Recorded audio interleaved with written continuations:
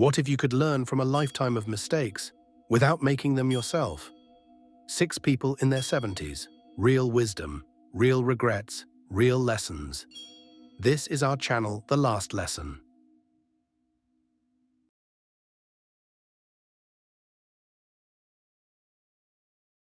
I worked 60-hour weeks for 15 years straight.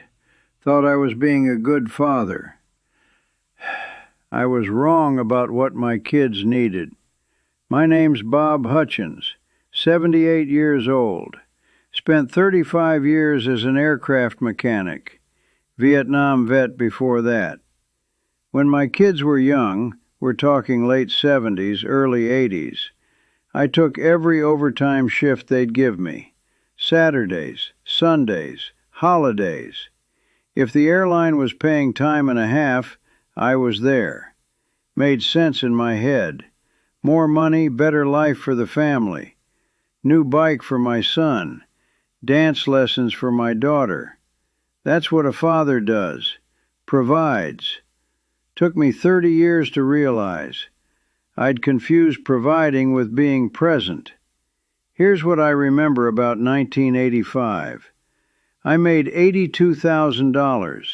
Good money back then. Really good money. Here's what my daughter remembers about 1985. She was in a school play. Had the lead role. Practiced her lines for 2 months. I missed it. Saturday overtime. Double time that day. Couldn't pass it up. She's 52 now. Successful, good kids of her own. But about 10 years ago at Christmas, someone mentioned that play, and she said real quiet, Dad wasn't there. Not angry, just factual, like saying the sky is blue. That's when it hit me. I remembered the money I made that day. She remembered I wasn't there. I used to keep the overtime checks separate, put them in an envelope on the kitchen counter so my wife Margaret could see. Look what I'm doing for us. Look how hard I'm working. What I didn't see. My son stopped asking me to play catch. Around age 9. Just stopped asking. Why? Because I'd said, can't, buddy. Gotta work tomorrow about 100 times. He learned. Kids are smart that way. They stop asking when the answer's always no. He's 55 now. We're okay, but we're not close. Not like I am with my grandkids. And that's on me. You know what nobody tells you about overtime? It moves the goalposts. I'd think, 1 more year of extra shifts, then I'll slow down. Then it was, just until we pay off the house. Then it was, just until the kids are through college. The finish line kept moving, because it was never really about the money. It was about proving something. To my father, maybe. To myself. That I could provide better than he did. That my family would never struggle like we did.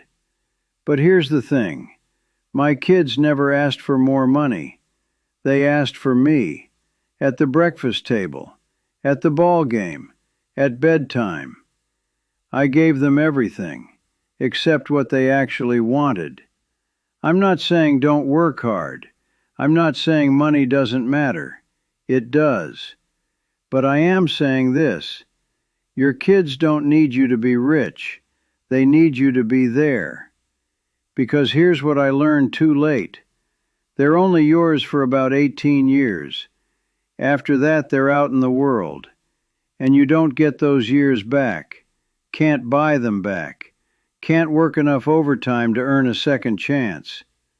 I've got a good pension, paid off house, comfortable retirement, and I'd trade half of it to go back and miss a few of those Saturday shifts. Show up to that play. Play catch when my son asked. Your kids will forget the things you bought them. They'll never forget whether you were there.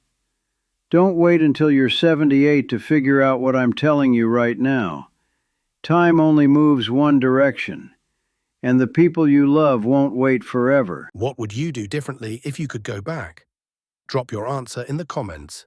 Hit like if this made you think. Subscribe for the next lesson. Share this with a friend. The last lesson. New videos every 48 hours.